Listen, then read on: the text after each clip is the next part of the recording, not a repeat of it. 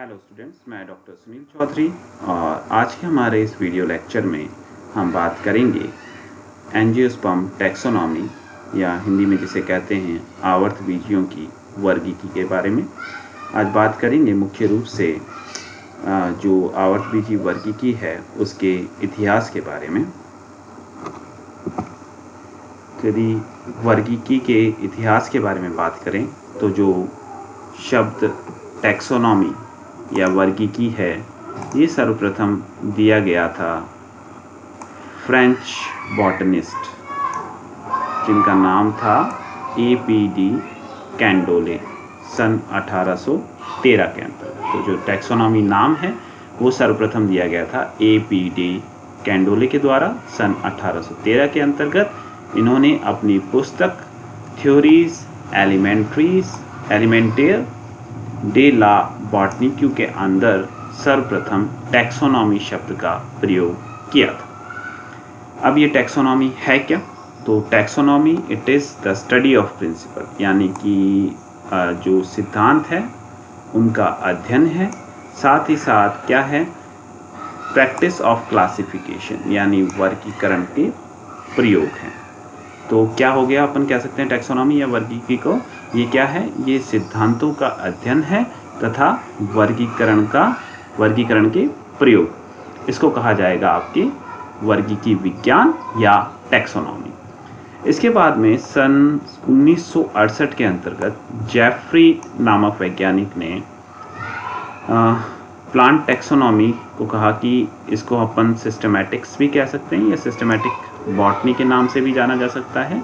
और ये संबंध रखती है किसके साथ में, पादपों की पहचान, उनके वर्गीकरण और उनके नामकरण से।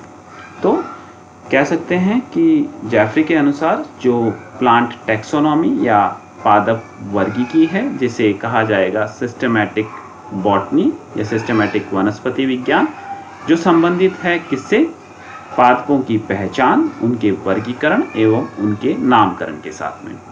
उसके बाद में सन 1974 के अंदर रेडफोर्ड नामक वैज्ञानिक ने कहा कि जो वर्गीकी विज्ञान या टैक्सोनॉमी जो है वो एक पेडेस्टल है। पेडेस्टल मीन्स एक स्तंभ है जिसके ऊपर जो बायोलॉजी है या जीव विज्ञान है उसको निर्मित किया गया। तो ये एक स्तंभ है जिसके ऊपर पूरी की पूरी जो जीव विज्ञान है उसका निर्माण किया गया है।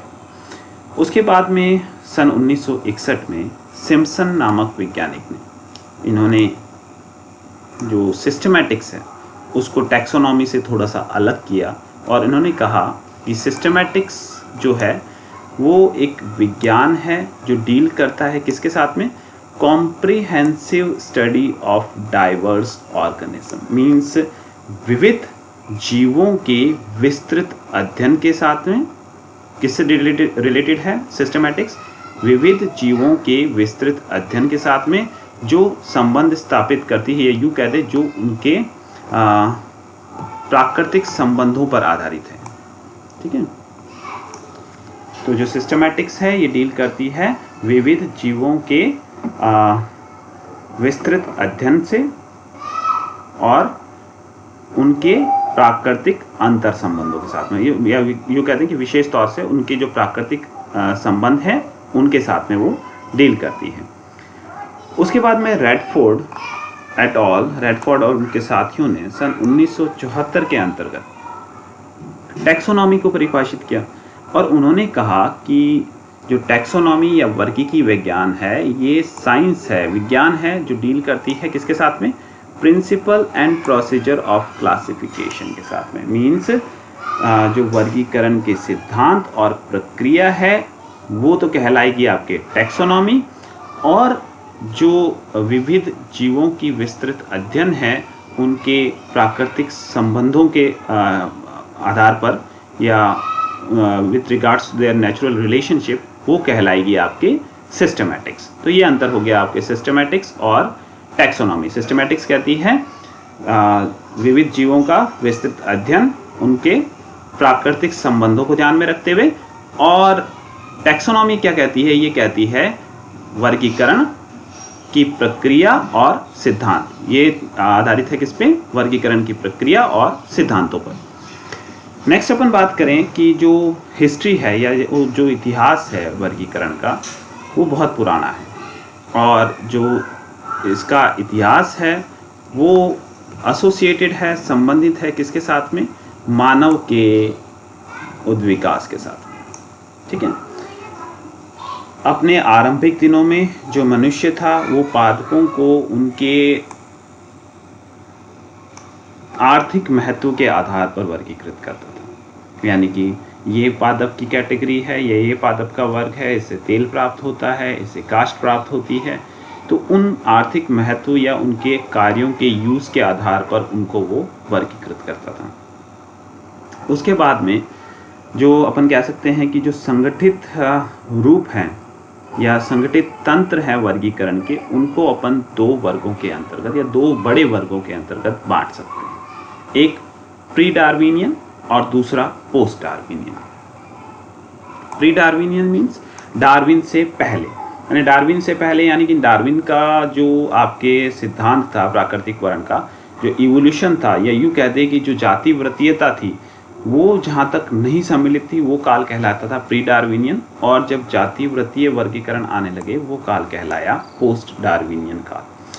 तो सबसे पहले अपन बात करते हैं प्री डार्विनियन जो वर्गीकरण है, या यूँ कहते हैं कि प्री डार्विनियन काल में कौन कौन से वर्गीकरण प्रस्तुत किए गए थे, कौन कौन से ऑर्गेनाइज्ड या संगठित जो तंत्र दिए गए थे वर्गीकरण के या प्रणालियाँ दी गई थी वो कौन कौन सी थी। तो सबसे पहले बात करते हैं थियोफ्रेस्टस की। थियोफ्रेस्टस 370 से 285 BC के लगभग। इन्हें कहा जाता है फादर ऑफ बॉटनी। ठीक है। और ये आपके शिष्य थे, किसके? अरस्तु के शिष्य थे ये।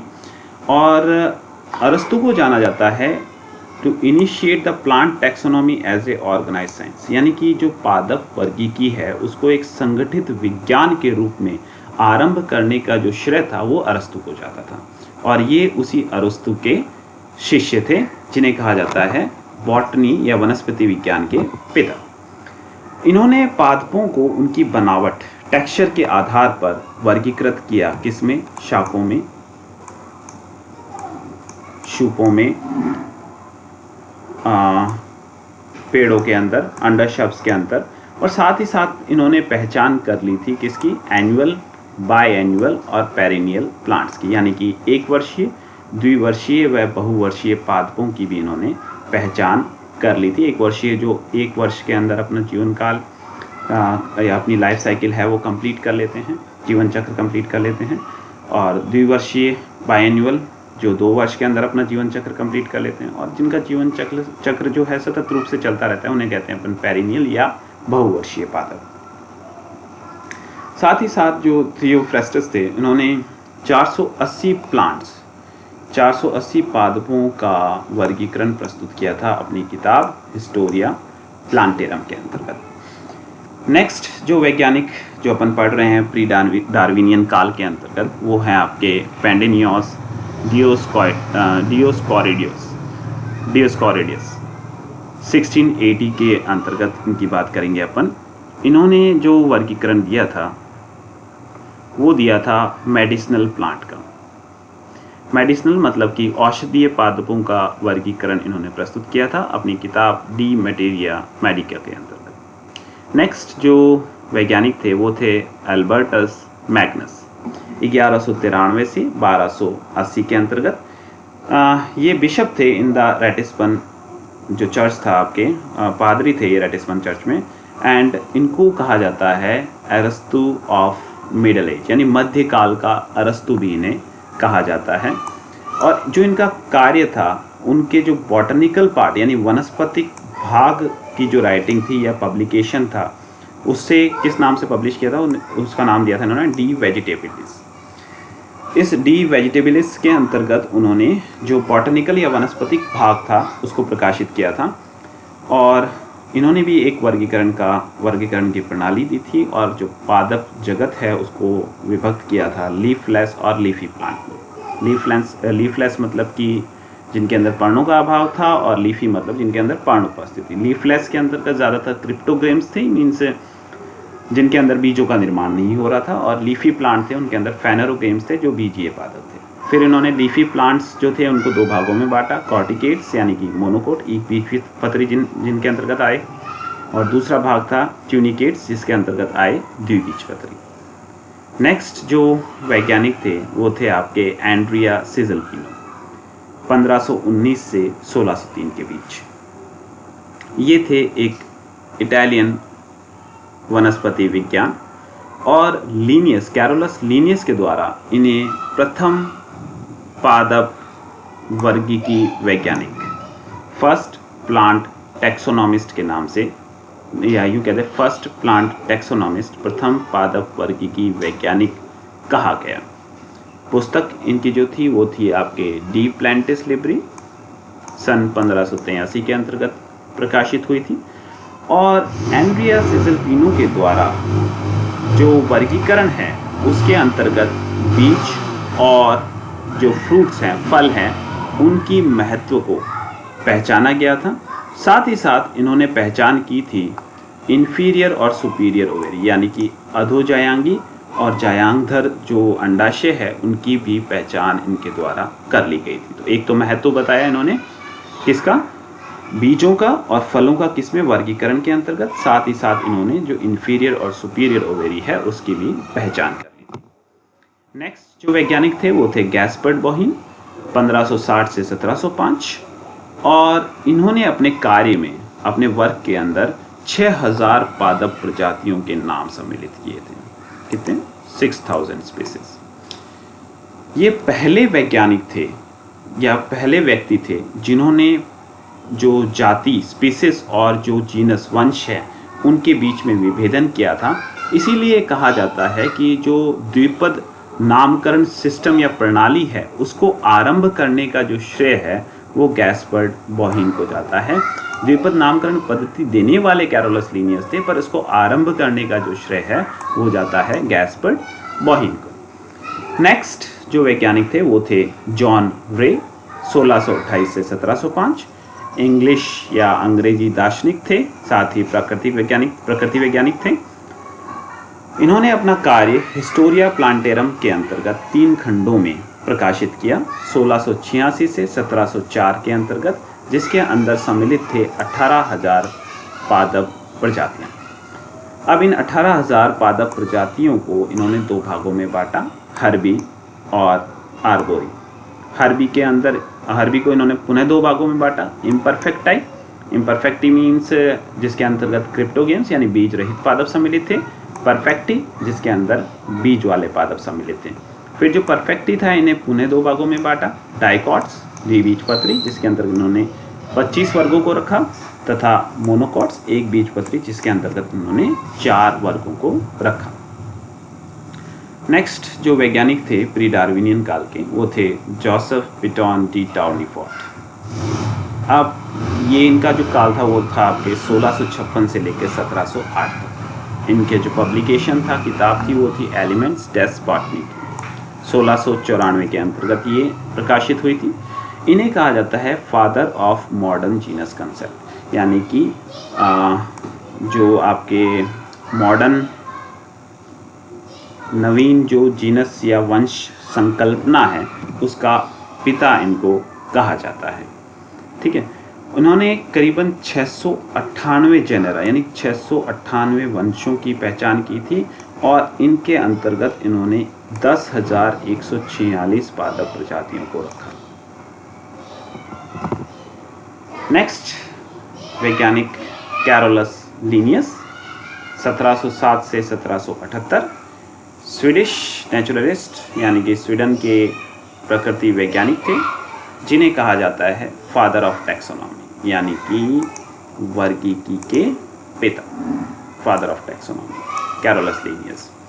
इन्होंने सेक्सुअल सिस्टम ऑफ क्लासिफिकेशन प्रस्तुत किया था, यानी कि अपन कह सकते हैं लैंगिक जो प्रणाली है वर्गीकरण की वो प्रस्तुत की थी अपनी पुस्तक जेनेरा प्लांटेरम के अंतर्गत।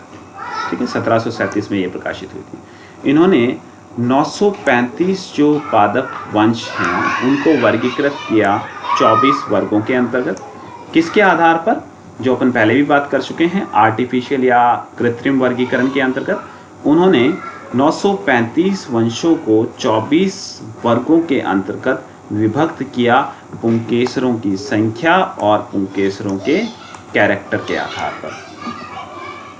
ठीक है, तो पुंकेसरों की संख्या और उनके कैरेक्टर के आधार पर, यानी एक जो लक्षण है उन्होंने मॉर्फोलॉजिकल या आकारिकी लक्षण है वो लिया, उसके आधार पर उन्होंने पादपों का वर्गीकरण कर दिया। अब जो ये वर्ग थे उनको पुनः उन्होंने उप विभाजित किया, किसके अंतर्गत? गणों के अंतर्गत।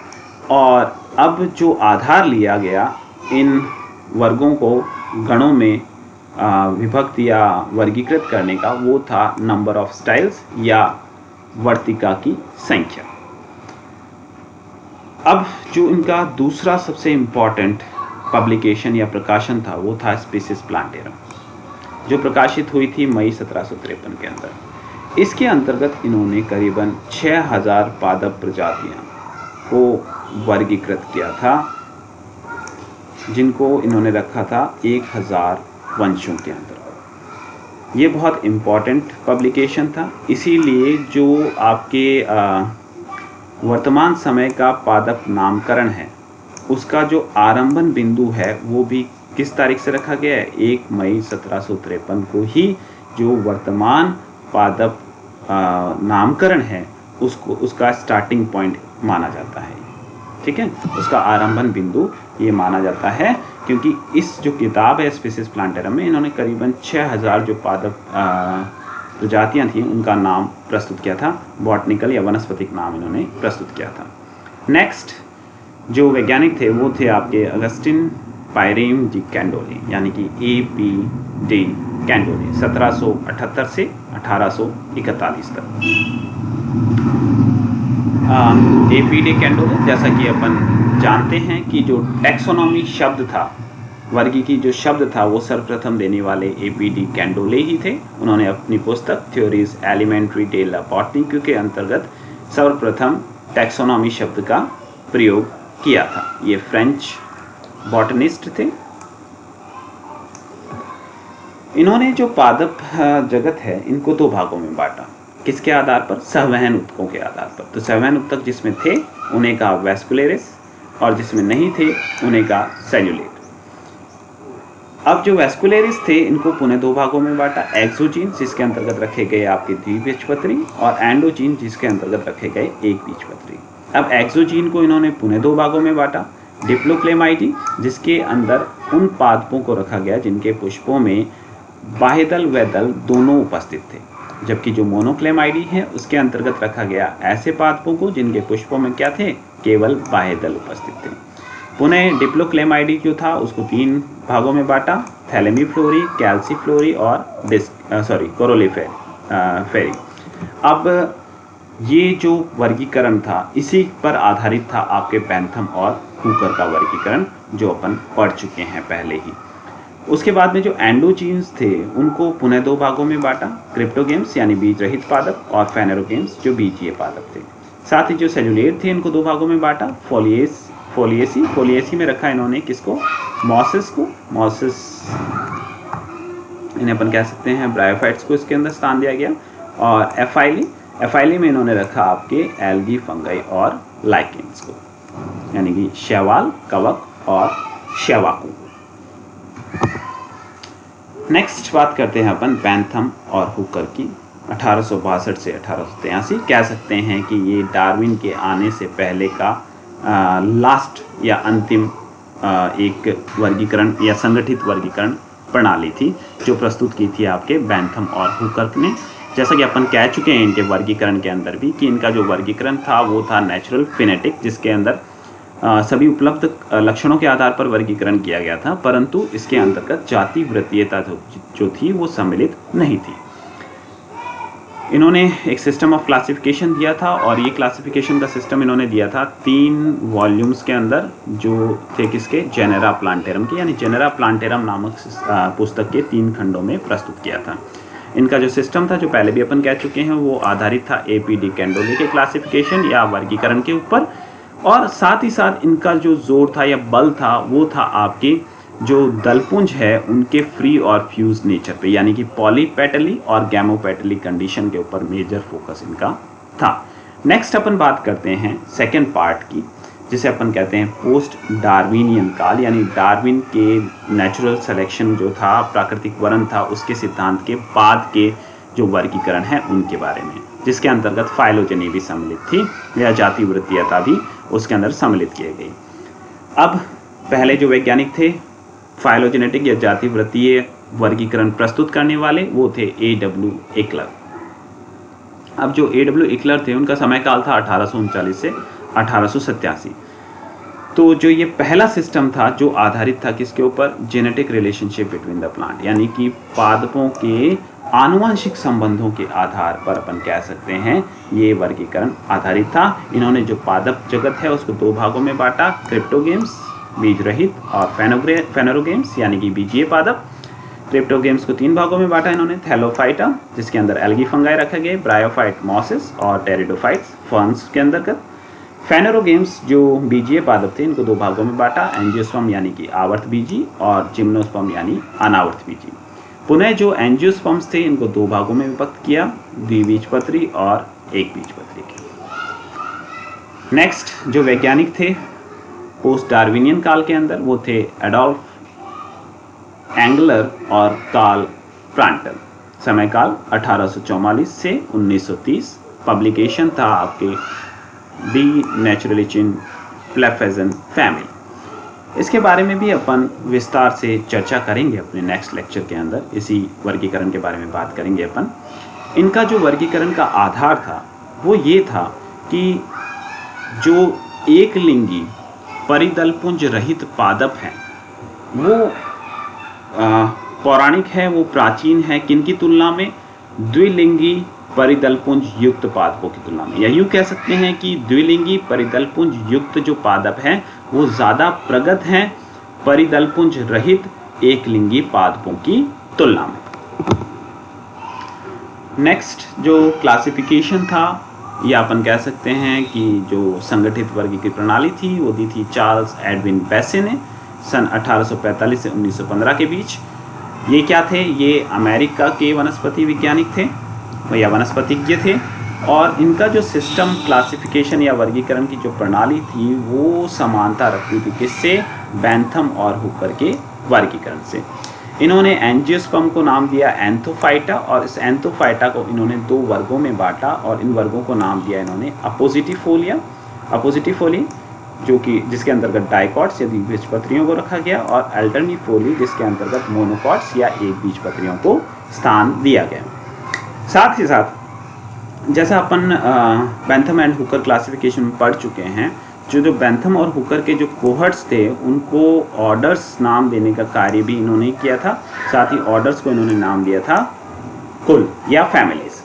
नेक्स्ट वैज्ञानिक थे जॉन हचिनसन 1874 से लेकर 1972 तक। पब्लिकेशन था इसका फैमिलीज ऑफ फ्लावरिंग प्लांट, या अपन कह सकते हैं कि पुष्पीय पादपों के कुल।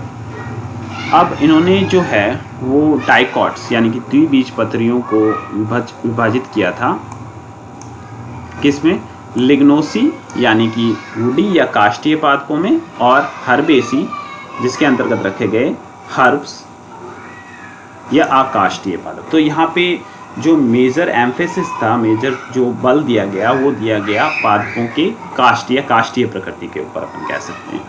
नेक्स्ट जो वैज्ञानिक थे वह थे अर्मन तख्ताजन 1910 से 2009 तक। ये रशिया के वनस्पति वैज्ञानिक थे जिन्होंने एक जाति वृत्तीय वर्गीकरण प्रस्तुत किया था। इन्होंने जो आवर्त बीजी है उनके लिए शब्द यूज़ किया मैग्नोलियोफाइटा, और इस मैग्नोलियोफाइटा को उन्होंने विभक्त किया मैग्नोलियोप्सिडा यानी कि द्विबीजपत्री और लिलियोप्सिडा यानी कि एक बीजपत्री पादपों के अंतर्गत।